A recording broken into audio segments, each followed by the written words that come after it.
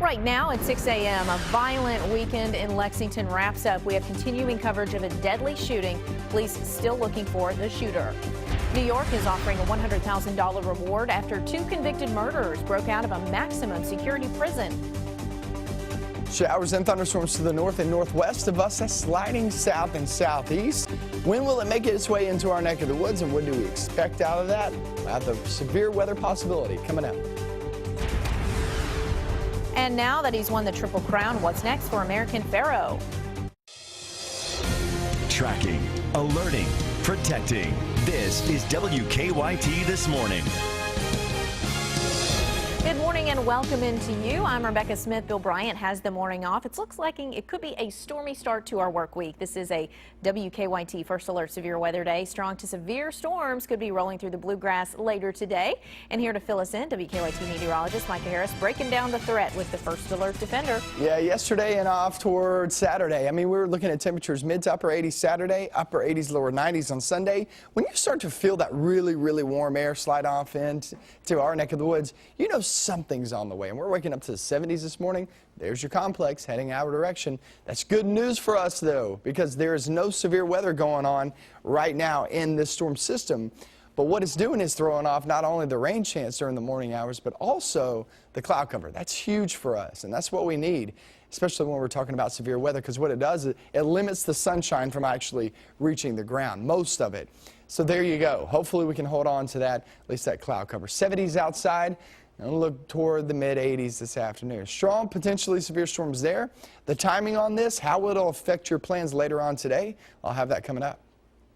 All right, thank you so much. This morning, a man is dead and two others are injured after a pair of shootings in Lexington. The first one killed one man and injured another, and it was yesterday on Whitney Avenue. A block away, another man was shot. WKYT's Mark Barber is live at UK Hospital this morning. Mark, are there any updates on any of these victims? Good morning, Rebecca. Police say that they do not have any updates to the conditions of the men who were rushed here to UK Hospital.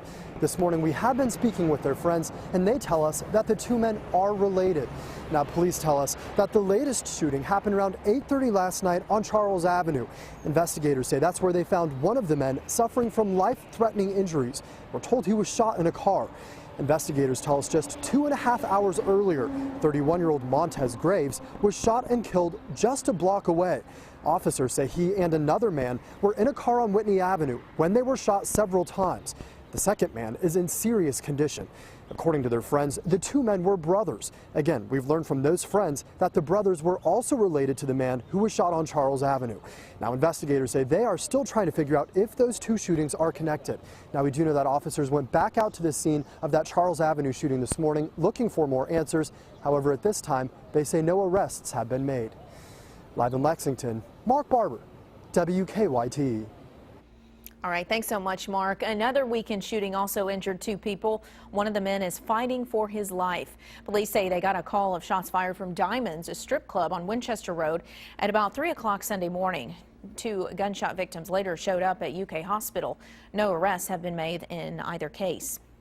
New this morning, 63 gambling machines were seized overnight in Pulaski County. The sheriff's office says a county-wide dismantling of gambling operations netted 3 arrests. Police from several agencies raided 7 Pulaski County locations overnight. And we are working to learn more about the arrests of 3 people accused in a violent kidnapping in Breathitt County. Jackson City Police say the suspects bound the victim with duct tape and beat her up. She was able to escape and call for help. Police charged Sharon Campbell, William Gardner, and David Haddix in the case. This morning, police are looking for a man who crashed into a police cruiser. Stanford police say they were chasing the man when he rammed the cruiser with his car.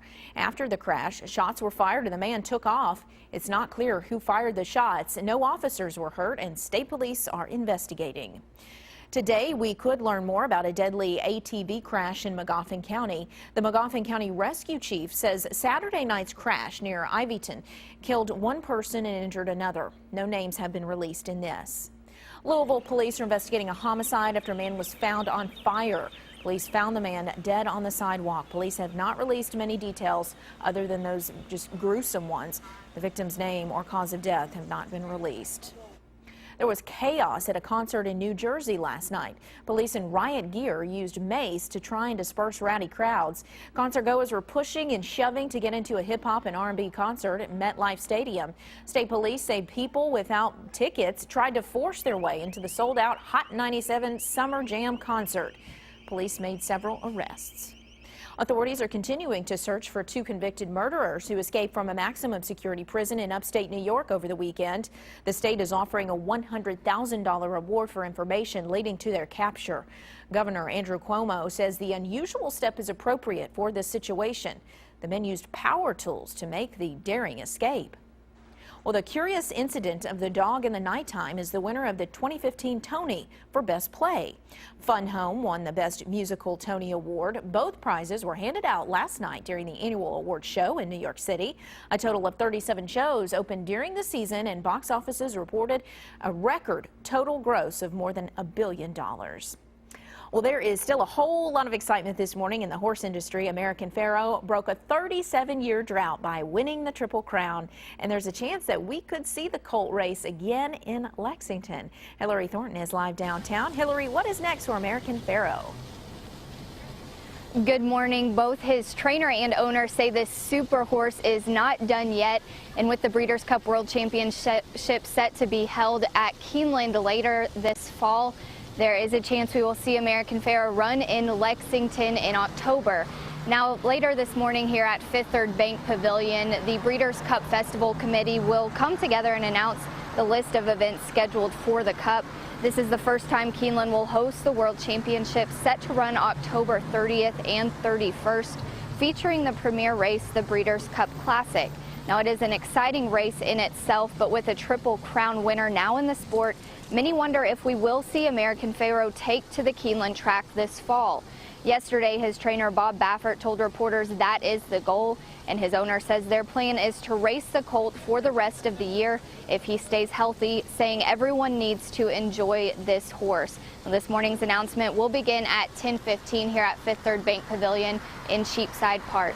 Live in Lexington, Hillary Thornton, WKYT. A lot of excitement out there. Thanks, Hillary. Well, the summer of 2017 will be the first time in 38 years a total solar eclipse will be visible from the United States, and a Kentucky city will actually be right there in the middle of it. The eclipse will sweep a shadow across the U.S. from Oregon to South Carolina and will be visible in 14 states.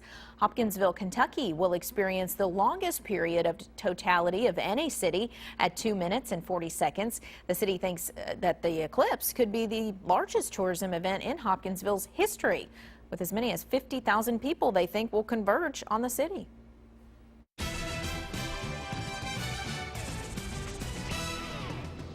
Well, we are paying attention to these current temperatures. Why? Because when you see stuff like this, early in the morning hours, here we are sitting at 6:07, just about to hit 6:08 early this morning, and you see 70s outside. Remember, typically we're around 80 degrees during the afternoons. This is not normal. Something's on the way, and here we go. We have some showers working its way back toward 65 and 71 corridor. If you look back toward the north and northwest of even that, the reason why those are even sparking up is because of this complex heading in our direction. Now, how long will this hold tight? That is the biggest question out of this system. Reason being is because most of the models say this just continues to fade away. And I expect that for most of it just continue to fade away because these lightning strikes are decreasing. When you see that, you know things are weakening. But if we can just hold tight and at least have some showers around, that is perfectly fine with me. Reason being is you have the showers around. That always gives off that cloud cover. Both of those things actually limit the instability, meaning the energy or any of that driving force for some of these storms to feed off on later on today. So things are looking pretty good in terms of that. So hopefully we can hold on to at least a few showers, a few rumbles of thunder this morning. The severe weather threat comes later on today. Noontime, I would say noon to 3 p.m. northern zones. And then it slides southbound About 10 to 11 p.m., maybe even around midnight, that's down in the far southeastern zones is when it fades away.